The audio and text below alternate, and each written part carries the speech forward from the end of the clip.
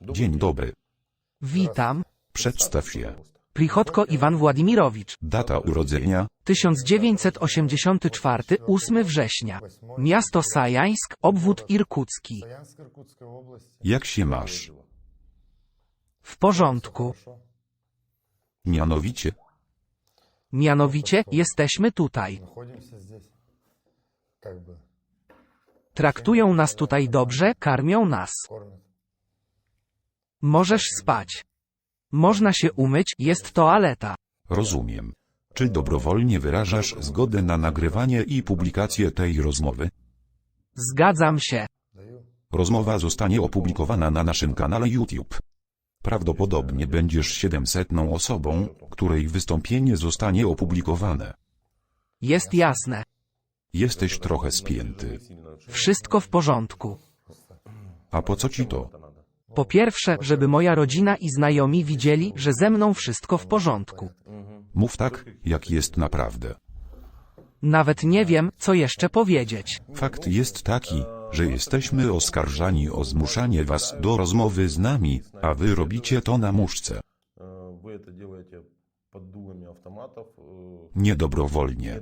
Zadaję więc te pytania, aby później, gdy menedżerowie YouTube zablokują film, powiedziałem im: słuchaj, pytam osobę, ile osób jest w pomieszczeniu, w którym teraz jesteśmy? W tym momencie. Nie. W tym właśnie pokoju. Jest nas teraz dwoje w pokoju, ty i ja. Kiedy zostałeś schwytany? 1 kwietnia dostałem się do niewoli i przybyłem tu 6 kwietnia. Ilu uzbrojonych mężczyzn widziałeś tutaj od 6 kwietnia? Ani jednej osoby. Jest jasne. Czy przyszedłeś tu dobrowolnie? Przyszedłem dobrowolnie. Jak dokładnie zostałeś tu zaproszony? Zapytano nas, kto chce iść na pogadankę? Zgodziłem się. Jest jasne. Zawsze tak się dzieje. Dodam też, że mamy mnóstwo osób, które nie chcą z nami rozmawiać. Ich awarie są również naprawiane. A jeśli ktoś nam powie, że te rozmowy są mimowolne, pokazujemy mu osoby, które odmówiły. Czy znasz termin ochrona socjalna?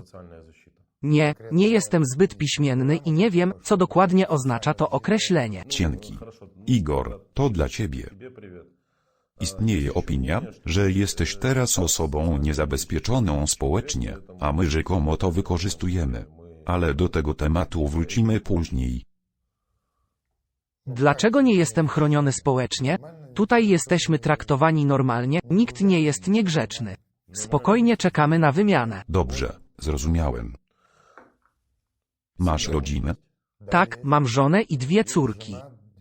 Ile lat mają wasze córki? Najstarsza córka ma 16 lat, a najmłodsza 15 kwietnia skończy 11 lat. Czy jej urodziny będą 15? Tak. Kto i gdzie pracował? Pracował jako monter w zakładzie oraz w organizacji wykonawczej. Co to jest CMD? Są to urządzenia kontrolno-pomiarowe. Zrobiłem instalację. Mierniki, przewody i tym podobne. Przewody, urządzenia. Jest jasne. Jakie masz wykształcenie? Zawodowy. Pracujesz w swojej specjalności? Nie, zanim zostałem powołany do wojska, przeszkoliłem się na pomocnika maszynisty lokomotywy elektrycznej. A po odbyciu służby wojskowej pogorszył mi się wzrok. Straciłeś wzrok w wojsku? Tak, spadłem tam z kotła grzewczego. Pracowałem w kotłowni. Uderzyłeś się w głowę i pogorszył ci się wzrok? Tak, mój wzrok się pogorszył, spadł do -1, a pomocnik maszynisty lokomotywy elektrycznej powinien mieć tylko 100% wzrok. Czy -1 jest dalekowidzem czy krótkowidzem? Widzę z bliska, ale nie widzę daleko. Jaka jest twoja wizja? -1,75. Możesz więc widzieć z bliska, ale nie możesz widzieć daleko. W przybliżeniu jak daleko nie widzisz? Miałem też słaby wzrok. Powiedzmy, że nie widzę, co jest napisane na jodełce twojej marynarki, to 3 metry, a nawet 2 metry. Nie widzisz, co tu jest napisane? Nie, Jest napisane apostoł Dmitrij. nie widzę tego. Tutaj odległość wynosi 2 metry, a w odległości 50 metrów Widzę tylko sylwetki lub coś dużego. Ale nie widzę na przykład liter. Byłeś snajperem, prawda? Nie byłem snajperem. Mieliśmy kiedyś snajpera, który miał tę samą wadę wzroku. Nie wiem. Mówię poważnie, mieliśmy snajpera, który miał bardzo słaby wzrok. Bardzo interesujące. Kim byłeś, kiedy służyłeś w wojsku? Według legitymacji wojskowej jestem strażakiem kotłów parowych. Kim teraz byłeś? Czy jesteś zwykłym zmobilizowanym? Tak. Kim się stałeś po mobilizacji? Według listy personelu byłem strzelcem na pełen etat. Czy zdałeś badania lekarskie? Bo z taką wizją. Nie było prowizji. Dlaczego? Nie wiem. Nikt z nas nie był u lekarzy. Napiszcie w komentarzach, czy da się służyć z taką wizją. -1,75. Kiedy byłeś zmobilizowany? 29 września 2022 roku. Czy to wydarzyło się w Irkucku? Tak, w Irkucku. Czyli październik, listopad, grudzień, styczeń, luty, marzec, kwiecień. Walczycie już prawie 7 miesięcy. Tak, 6 miesięcy, nawet trochę więcej. WoW. Dużo już walczyłeś. Kiedy przekroczyłeś granicę ukraińską? Wylądowaliśmy na Ukrainie. 30 dnia polecieliśmy do Rostowa nad Donem, stamtąd wystartowaliśmy. 30 września? Nie, 30. Styczeń? Lubię to. A wcześniej? O nie, czekaj, to był 29. To nie ma znaczenia. Do tego momentu byliśmy w Jurdze i tworzyliśmy nasz pułk. Następnie przeniesiono nas do Nowosybirska. Byliśmy w Nowosybirsku, a potem w Sylwestra. To znaczy przed Nowym Rokiem? Przed Nowym Rokiem. To był grudzień. Dokładnie 29 grudnia przywieziono nas do Nowosybirska. Jaka jest pełna nazwa twojej jednostki? Armia, pułk, batalion, brygada? W Jurdze uformowaliśmy się w pułk numer od 14 do 39. Jednostka wojskowa 95380. Tak zapisano na biletach wojskowych. Gdzie zabrano cię na Ukrainę? Tam właśnie przenocowaliśmy w czymś w rodzaju hangaru, po czym świętowaliśmy Nowy Rok w jakimś pasie leśnym. A potem zabrano nas do Grekowa Aleksandrówki. Być może mieszkałeś w stodole lub hangarze? Coś w tym stylu. Co zrobiłeś potem? Czy zawsze mieszkałeś na tej leśnej plantacji? Na tej leśnej plantacji spędziliśmy Sylwestra, po czym zabrano nas do Grekowo Aleksandrowki. I tam mieszkaliśmy gdzieś do 17 lutego.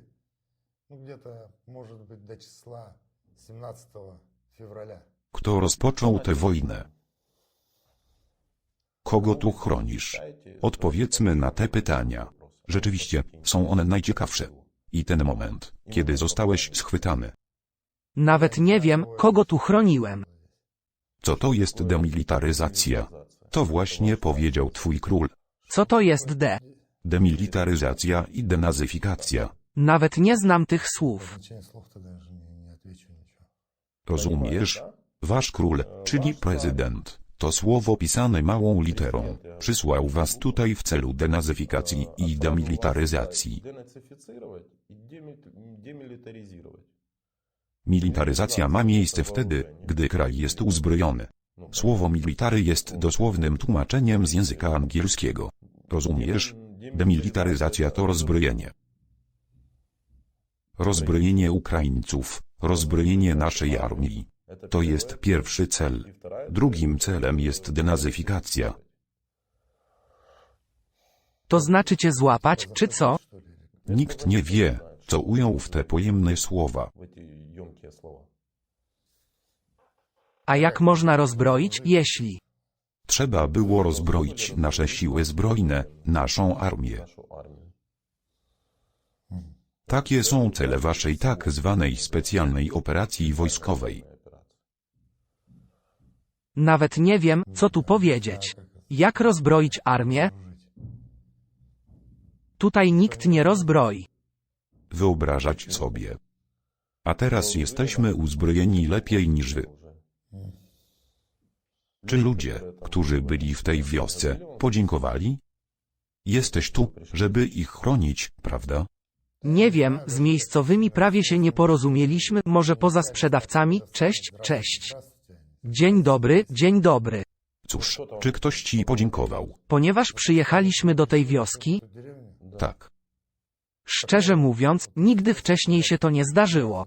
Oczywiście, szczerze. Szczerze mówiąc, nikt nam nigdy nie podziękował za przybycie. Честно скажу, чтобы мне кто-то сказал спасибо, что вы пришли сюда. Dlaczego to? Nie wiem, może dlatego, że nie chcą tego powiedzieć? Sami ludzie. Люди. Czy ludzie nie chcą rozmawiać? Czy może naprawdę nie mają za co dziękować? Może, Może. chyba nie mają nam za co dziękować. За что благодарить. To jest straszne. Bardzo. Wszystkie place zabaw zostały zniszczone. Dlaczego nie odmówiłeś walki? Jak mam ci wytłumaczyć, że w naszym kraju nie stawiłeś się na żądanie w Urzędzie Rejestracji i Poboru do wojska, to jest to sprawa karalna. Potem możesz iść do więzienia. Посадят. Ale nawet jeśli wsadzą cię do więzienia, mogą cię stamtąd też zabrać na front. Также могли, наверное, забрать сюда. Tak, Wagner mógłby po ciebie przyjechać. Czy byli w twojej firmie tacy, którzy nie chcieli iść na stanowiska, żeby walczyć? A w batalionie? Byli tacy ludzie. I co się z nimi stało?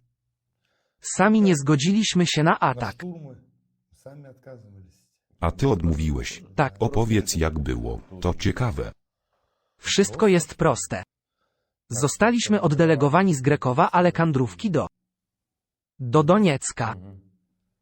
No cóż, mówią nam tam, że będziemy musieli przystąpić do szturmów. А мы какие штурмы мы? Po pierwsze, 20 lat temu służyłem w wojsku i nawet w legitymacji wojskowej widnieje informacja, że nie dali mi broni. В армии. Złożyłem przysięgę bez broni, Dlaczego? ponieważ uważano nas za żołnierzy inżynieryjnych.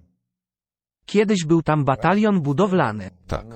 Służyłem w batalionie budowlanym. Okazało się, że na mojej legitymacji wojskowej jest jakaś kategoria i jest napisane, że nadaje się do służby wojskowej w czasie wojny. Dlatego wysłali mnie na front. Или что? И вот отправили, и все. Tutaj, Idź do szturmu, a ty odpowiadasz, nie, nie pójdziemy. nie, odmówiliśmy, a potem po prostu udaliśmy się na pozycję i byliśmy tam, aby je wzmocnić. Сказать, Reszta chłopaków ruszyła do ataku. укрепления, что ли, позиции или что? Там были штурмовики другие. Nie zaatakowałeś. Nie, nigdy. Wszyscy nasi chłopcy nie przeszli do ataku. Po tym jak się poddali? Tak, właśnie przyjechaliśmy na stanowiska i byliśmy tam w ziemiankach. Czy wśród tych, którzy przystąpili do ataku, było wielu zabitych? Ludzie umierali. Wielu zginęło. Ile osób widziałeś zabitych przez ten cały czas? Nie widziałem ani jednej zmarłej osoby. Разу не видел ни одного погибшего человека. Ani jeden nie zginął. Вообще Widziałem tylko jednego zabitego. Kiedy dotarliśmy na miejsce, zobaczyłem, że w błocie leży sylwetka ludzka. так, Ale nawet nie wiem, co to była za osoba. я даже не знаю, что это за человек был. Dlaczego go nie zabrano? Leżał tam. Лежал, Więc niech tam leży. Może. ну, как так. Dlaczego go nie zabrałeś? Nie wiem, dlaczego go nie zabrali. Po raz pierwszy zobaczyłem martwą osobę i sam byłem zszokowany. Ну, в шоке был. Первый раз увидел. Martwa osoba. I jak długo tam leżał? Nie mogę powiedzieć. Скажу, не знаю. Ile dni go tam widziałeś? Byłem na pozycji przez 5 dni i przez cały ten czas on tam leżał. Czy ciało już tam leżało? Może. Wyszedłeś, a on tam został? Tak. Dlaczego nie zabrałeś tego ze sobą? To czyjś krewny. Oczywiście jest zły, okupant, ale mimo to, trzeba podnieść ciało i wynieść je.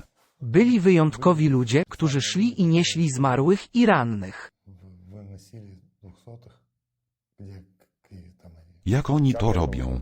Jak daleko był od twojej pozycji? Nie, leżał dokładnie na pozycjach. Być może został już usunięty. Więc leżał dokładnie w twoim rowie? Tak, Zwłoki leżały 10 metrów od ciebie? tak, Chodziłeś po nim przez 5 dni? tak. Jest okej? Nie, to nie jest normalne. Nie wiem, kto to był. Tak, kimkolwiek był, nawet jeśli był ukraińskim bojownikiem, i tak trzeba go było usunąć. No tak, jako osoba. Ilu was tam było? Człowiek 12. I 12 osób chodziło wokół zwłok przez 5 dni? Tak, mówię, że specjalnie z noszami przyjechali ludzie ze wsi Opytno. Jak daleko jest Opytno od pozycji? Około 2,5 kilometra. Mógłbyś to sam nieść. To tyle w temacie, nie porzucamy swoich. Ale jeśli będzie leżał martwy, przejdę nad nim wiele razy i zabiorę mu naboje. Czyż nie? Przecież zwłoki nie potrzebują już amunicji. Nic tam nie było. Wszystko zostało zabrane. Kto wziął cię do niewoli? Siły zbrojne Ukrainy. Zwykli żołnierze? Zwykli żołnierze. Co powiedzieli? Czy oni też zostali zmobilizowani? Nie wiem, czy zostali zmobilizowani, ale o ile zrozumiałem, na pewno byli to wyszkoleni goście. Czy to był swat, czy... Nie wiem, ale byli przygotowani. Nie tacy, jacy jesteśmy. Nie potrafiłabym zachowywać się jak oni. Dobrze skoordynowana akcja. Grupa dobrze ze sobą współpracowała. Najwyraźniej zostali osłaniani przez artylerię, gdy wkroczyli na nasze terytorium. Z naszej strony nadal mogli być. A wy trzej zostaliście wzięci do niewoli?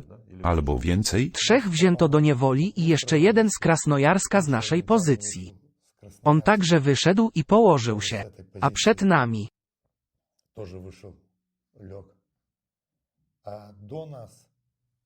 Przed naszą pozycją była inna pozycja, w kanionie. Najpierw wzięli 3. Był 1 chłopak z mojego miasta, drugi z Krasnojarska i jeszcze 1 z DRL. Ich zabrano jako pierwszych.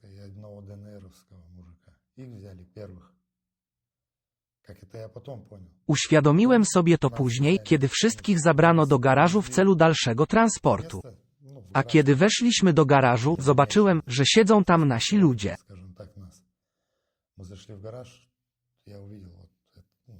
Nasi poszli na polowanie zbierać więźniów. Może. Czy był film o tym, jak byłeś częścią funduszu wymiany Dmitrija i Władimira? Albo nie pamiętasz? Tak, wideo zostało nagrane pierwszego dnia, wieczorem. Wygląda na to, że powiedział, witam Dmitry. Teraz to jasne. Nasi subskrybenci zapłacili za twoje życie. Podziękuj imionom. Tutaj jest. Dzień dobry. Dzień dobry. Nazywam się Dmitry, jestem dziennikarzem z Ukrainy. Twój mąż jest jeńcem wojennym, jak już zrozumiałaś. Jak się masz? Nic mi nie jest. To dobrze, jeśli chcesz z nim porozmawiać, musisz zgodzić się na nagranie i publikację rozmowy. Gdzie zostanie opublikowany? W amerykańskim internecie, na naszym kanale YouTube. Tak. Czy wyrażasz zgodę? Nawet nie wiem, co na to odpowiedzieć. Również nie wiem. Muszę zadać to pytanie i w zależności od twojej odpowiedzi, porozmawiasz z nim lub nie. Jest to zasada YouTube, na którą muszą zgodzić się wszyscy uczestnicy nagrania. Jeśli powiesz nie, to nasza rozmowa nie trafi na wideo i tyle. Ok, chcę porozmawiać z Iwanem. Ira, cześć. Cześć, moja droga. Cześć. U mnie wszystko w porządku, Ira, czekamy na wymianę. Wczoraj była wymiana zdań. Może widziałeś to w telewizji? Widziałem. Nastąpiła wymiana jeńców wojennych, którzy tu przebywali. Nic nie rób, słyszysz mnie? Ok, zrozumiałem cię. O co cię wcześniej prosiłem, nic nie rób, dobrze? Porozmawiamy teraz, ale nie dzwoń na ten telefon. To telefon dobrego człowieka. Najważniejsze, że radzisz sobie dobrze. Zadzwoń do mojej mamy. Czy da się to zrobić? Zadzwoń do niej i powiedz, że wszystko w porządku. Все нормально. Dzięki. Ira, czekamy na wymianę. Bardzo za tobą tęsknię. Też za tobą tęsknię. Przywitaj się z naszymi córkami. Nastaja i Ksyusza. Pozdrów wszystkich. Ok, przekażę to dalej. Żegnaj słoneczko, kocham cię i całuję. Całuję i też cię kocham. Wszystko, do widzenia, dziękuję. Dziękuję bardzo. Proszę. Chcę zrozumieć, dlaczego wahałeś się, czy zgodzić się na rozmowę. Są tacy, którzy odmawiają. I naprawdę spodziewałem się, że odmówisz, tacy też są. Twój Iwan jest już 700, więc wszystko już widzieliśmy. Dzwonili do mnie z FSB, dzwonili też do reszty. Czy mogę zadać jej jeszcze jedno pytanie? Ira, byłeś już w biurze rejestracji i poboru do wojska? Nikt do nas jeszcze nie zadzwonił. Powinieneś udać się do biura rekrutacyjnego i zażądać, aby złożyli zapytania w moim imieniu. Powiedz im, że jestem jeńcem wojennym. Powiedz im, co mają robić. Żeby mnie wpisali na listę wymiany. Codziennie chodź do Iwanowicza. Moim zdaniem to nasz komisarz wojskowy. День этого Иваныча этого. Как он там, Иваныч, по-моему, наш военком или чё ли. Zrozumiałem. Wania, słyszałem cię. To trzeba zrobić. A jeśli zacznie grać, będzie bardzo dobrze. Если так будет, то это будет очень хорошо. Wszystko rozumiem, Wania. Codziennie trzeba dzwonić do prokuratury, jednostki wojskowej i komisji poborowej. Słyszysz, co mówi Dymitr? Zadzwoń do prokuratury, jednostki wojskowej, zadzwoń wszędzie i powiedz, mój mąż jest w niewoli. Tak. I pomyślałem, że wręcz przeciwnie, nie powinienem tego robić. Wręcz przeciwnie, trzeba to zrobić. Это нужно делать. Ok, zrobię to. Powinni zmienić jego status. Teraz mam rozwiązane ręce, okej, zrobię wszystko, Wania. Но Muszę za to podziękować Dmitrijowi. Dmitry to ten sam dziennikarz, który z tobą rozmawiał. Wszystko jest jasne, wszystko rozumiem. Musisz zapewnić mu status jeńca wojennego. Bez tego statusu nic się nie stanie, nikt go nie wymieni. I mogą zmienić status w jednostce wojskowej. Trzeba pokazać film, który ukaże się na naszym kanale, bo widnieje na liście dezerterów i nie przyznają, że jest jeńcem wojennym. Dlatego wraz z filmem, który umieścimy na kanale YouTube Władimira Zorkina, przyjedziecie do jednostki i pokażecie, że żyje. Jeśli po prostu powiesz, że cię wołał, odpowiedzą ci, że tak ci się wydawało. Co mówią twoi ludzie? Komu potrzebna ta wojna? Prawda jest taka, że nikomu to nie jest potrzebne. Nikt tego nie potrzebuje, ale coraz więcej nowych ludzi przychodzi walczyć z nami i giną. Niestety, to nasi politycy decydują, a nie my. Ale to wy wybieracie tych polityków. Tak, oczywiście. Trudno się tu nie zgodzić. Spośród tych, którzy byli, wybraliśmy najlepszych. Wszyscy jesteśmy ludźmi, wszyscy mamy dzieci i dlatego... Mówisz, wszyscy jesteśmy ludźmi. Czy dotyczy to również Ukraińców? Tak, jesteśmy bardzo ze sobą powiązani. Mamy tu wielu ludzi o ukraińskich nazwiskach. Ale przybyliście do nas, żeby zabijać i niszczyć miasta. Czy czujecie różnicę? A chłopaki nie poszli tam celowo, zostali zmobilizowani. Dlaczego nie odmówili? Jak mogą odmówić? Dopóki jesteście niewolnikami waszego króla, nic się nie zmieni. Ludzie będą odchodzić i umierać. Bóg. Co to ma wspólnego z Bogiem? Nawiasem mówiąc, jestem apostołem, więc jeśli chcesz porozmawiać z Panem, porozmawiaj ze mną. Co powiedziałeś? Powtarzać. Mówię, że jeśli teraz wszyscy będziemy działać na czyjeś rozkazy, to ten horror będzie trwał nadal. Zanim żyliśmy spokojnie, wszystko było w porządku. Tak, a wtedy wasz król podjął decyzję o przyłączeniu Ukrainy do Rosji. To nie mój Iwan Car zdecydował się zaatakować Ukrainę. Zdecydował o tym stary dziadek, król, który... W domu żyliśmy spokojnie. Nie potrzebowaliśmy tego wszystkiego. Co zrobiłeś, żeby to wszystko zatrzymać? Powinienem był coś zrobić. Czy rozumiesz, o co chodzi? Rozumiem. Politycy pokłócili się między sobą i tam coś postanowili. Nikt z nikim nie walczył. Ukraina niepodległym państwem? Oczywiście. Nie wiem. Co oznacza nie wiem. Niepodległym państwem. Lubię to. Nic już nie rozumiem. Mój mózg w ogóle nie pracuje. Rozumiem, że jest problem z mózgiem, ale odpowiedzcie na proste pytanie, czy Ukraina jest niepodległym państwem? Nie znam geografii, nie wiem. Czym jesteś? Czy wiesz, jaka jest populacja Ukrainy? Nie. Podaj przybliżone szacunki. Nie mogę nawet powiedzieć. Nazwij dowolny numer. Nie mam pojęcia. Jaka jest populacja Rosji? Mam mgłę w głowie, nie wiem co opowiedzieć. Masz dym z wapę w głowie.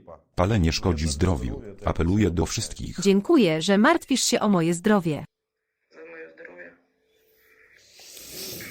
Właściwie nie mam o czym z tobą rozmawiać, jeśli nie wiesz, ilu ludzi żyje w twoim kraju lub w naszym, który zaatakowałeś. Nikt cię nie zaatakował.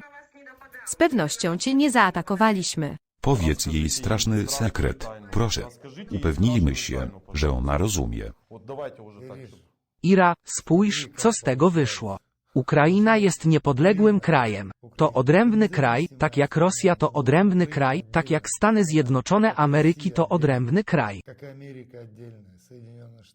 Podobnie jak Białoruś i Chiny, Ukraina jest odrębnym państwem. I nagle Władimirowi Władimirowiczowi Putinowi wydawało się, że coś tu jest? I postanowił przejąć tę ziemię. Nie chcę ich ziemi. Rozumiem, że nie potrzebujecie ukraińskiej ziemi. Co się naprawdę dzieje? Po prostu, Wania, wrobili cię. Okazuje się, że to zależy od każdego z nas. Jeśli wszyscy powiedzą, nie będziemy walczyć, to wszystko się skończy. Znalazłeś się w impasie, to wszystko. Nigdy od nikogo nie dowiemy się prawdy. Około. Ira, najważniejsze jest to, że biuro rekrutacyjne działa. Ok, Wania. Zrozumiałem. Do widzenia. Żegnaj, Iro. Czy uważasz, że wygodnie jest, aby twój król miał takich obywateli? Wydaje mi się, że tak. Mówisz, idź tam, a oni idą we wskazanym kierunku. Masz absolutną rację. Tradycyjnie nasi jeńcy wojenni zwracają się do swoich współobywateli, współplemieńców, jeśli chcą. Witam was, kogo znam i kogo nie. Nie wiem, czy masz ochotę tu przychodzić, ale po tym, co tu zobaczyłem, w ogóle nie mam ochoty tu już być. Byłem tu i jeśli powiedzą, żebym tu wrócił, to na pewno nie pójdę. Tymi sprawami powinni zająć się inni ludzie, a ty tu się w ogóle nie wtrącasz. Wszystko musi zostać rozwiązane pokojowo. Nie ze szkodą dla naszego życia. Apeluję do znanych mi chłopaków, nie idźcie tutaj. Wojna zakończy się upadkiem waszego kraju. Po prostu twój kraj jest bardzo duży, a to znacznie komplikuje normalne życie w innych krajach. Twój dziadek, król, oszalał i postanowił pobawić się w geopolitykę. Ale są też inni wpływowi ludzie. Zdecydowali, że nie wszystko będzie tak, jak chciał twój król. Najpierw upadł Związek Radziecki, a teraz upadnie także wasza Rosja. To będzie dobre? Bardzo dobre. Zaprosisz mnie do siebie? Tak, oczywiście, przyjdź. Kiedy będzie Republika Irkucka? Mogę podróżować po całej Rosji i w każdym miejscu będzie przynajmniej jeden jeniec wojenny, któremu dałem możliwość zadzwonić do moich bliskich, a on na pewno zaproponuje mi kawę. Czy zafundujesz mi filiżankę kawy? Tak. To wszystko. Dziękuję.